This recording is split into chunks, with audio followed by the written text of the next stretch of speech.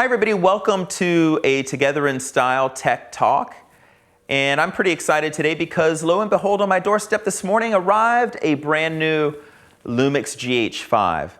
And I'm so excited about getting to put this camera through the paces because in the fall when Panasonic announced the spec list on the GH5, my mind started reeling on all the possibilities of what this new technology would mean and how it could make our lives a lot easier as professionals or as content creators.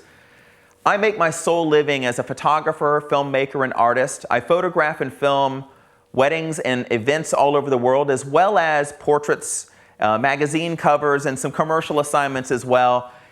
And if you follow us, you know that we also produce a vlog on our YouTube channel at Together in Style called Our Real Life. And it's a vlog slash web series because we make it very cinematic in the way that we capture all of our footage and tell our stories.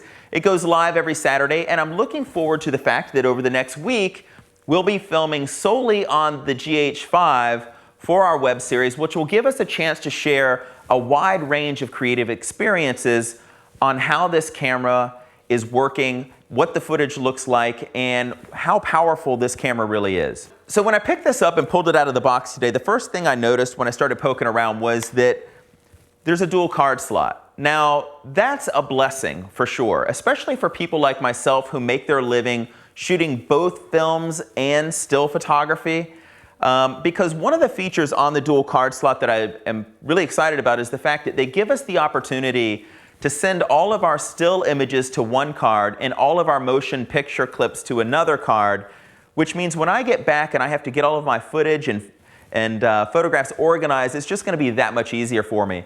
Now, there are the other standard features as well. You can relay, meaning when one card's full, it'll automatically switch to the other card for recording, or you can just go in full backup mode and record either films and stills to both cards simultaneously, backing up all of your data as you're working, which is amazing for those of us that shoot weddings for sure.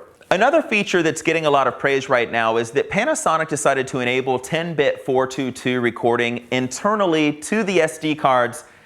And boy, is that a blessing for us. For those of us that film weddings and it's a lot of motion and action going on all the time, such a blessing to be able to go 10-bit internally in camera instead of having to go out externally to a monitor and be held down and have bulk and weight with us. So that's one of the features that I'm looking forward to. And 10-bit 422, what that means is that it's just a little bit more forgiving on our exposures, and it's going to be able to allow us to grade our footage or push our footage further in creative directions to make our films more cinematic and beautiful to watch. But the main feature that I'm over the moon about is the fact that they have second generation 5-axis image stabilization. Not only that, dual image stabilization built into the Lumix GH5. And what that means is not only is the chip stabilized on a 5-axis standard, but if you utilize the optical stabilization of Lumix lenses, it's dual stabilization. They work in conjunction. And having experienced that on the GX85, what I found was that means I can work with truly long lenses and hand hold them for long periods of time, capturing beautiful cinematic footage without having to now have a tripod or a monopod or a shoulder rig. Again, allows me to work lightweight beyond the move and have stable footage captured in video. And so on the still side, this is a 20 megapixel chip, which is really a high megapixel count and perfect for everything that I do as a professional. But there's an advantage built into this chip in the fact that they've removed the low pass filter.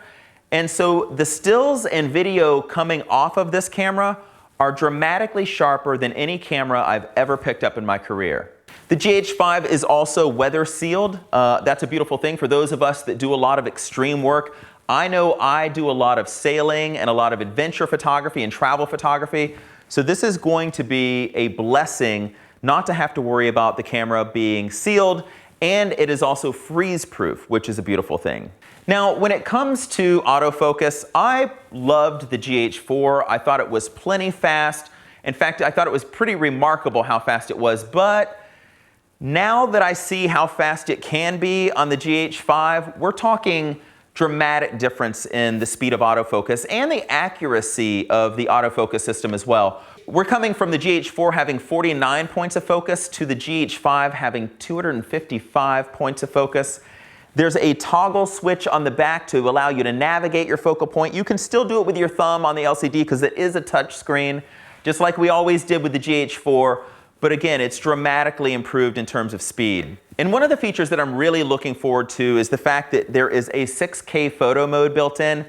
What that means is that I can actually capture bursts of 6K video, and then from that video, I can navigate on the back of the screen and pull 18 megapixel stills of any moment captured at 24 or 30 frames per second right off of the camera, or I can bring that video clip into my editing suite and export the stills that way. I happen to have an English Mastiff who's a big dog, who's a scaredy cat of the camera, and so I always want to capture her from a long distance, and I look forward to that feature because any type of fast-moving subject, 6K photo mode is going to be the way to go. Now you may ask yourself, well, what is the difference between the GH4 and GH5? Well, when I picked up the GH5 and kind of held them side by side, I noticed it was a little bit bigger. It's about 10% bigger, give or take, than the GH4 was. The GH4 felt nice in my hand. I always loved this camera. The GH5 just feels a little bit more solid. The grip fits in my hand much nicer. I think I'm going to really like this better. It feels more like a pro tool to me. Another difference is there is no pop-up flash here. The GH4 did have a pop-up flash, but I never used it. So it's here nor there for me. Looking on the left side of the camera, it's pretty much the same as the GH4. We have our mic input up top. We have a headphone jack here, but lo and behold, unlike the GH4, which used a micro HDMI out, this does have a full-size HDMI output.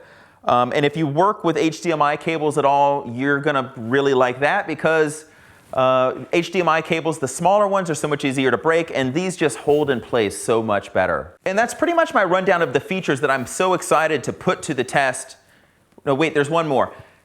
Shooting in 4K video on the GH5, there is not the crop factor that there was on the GH4, and I can already picture a few shots that I was struggling with on the GH4 due to the crop factor in 4K, and so I'm excited to put that to the test, and I'll share that in some future videos, along with some low light tests, along with some 5-axis stabilization tests, and so much more. So join us on our web series at Together in Style. Our Real Life is the name of the series. And I look forward to sharing more with you about this exciting piece of technology.